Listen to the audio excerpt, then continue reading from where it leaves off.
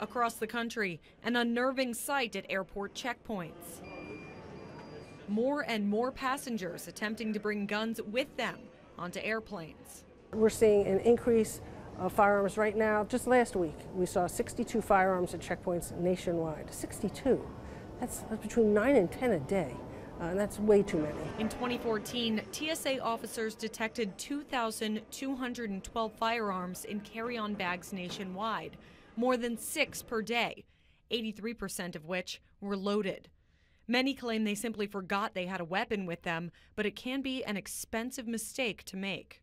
It can cost you citation fees that the state will impose, and then TSA can impose citations, civil citations, up to $11,000. But as TSA spokeswoman Lisa Farbstein points out, there are legal ways to travel with a firearm. There's a right way to do it and a wrong way to do it, and we just ask people to do it the right way.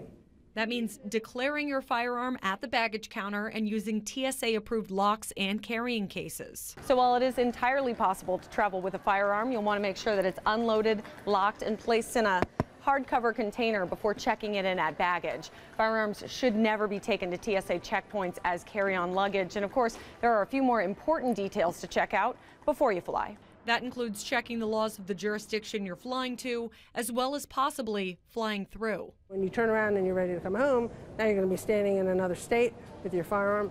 And do you have the proper paperwork to even be there?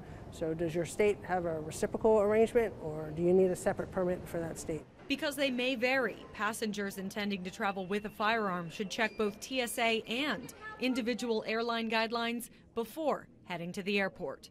In Syracuse, I'm Kelly Cowan reporting.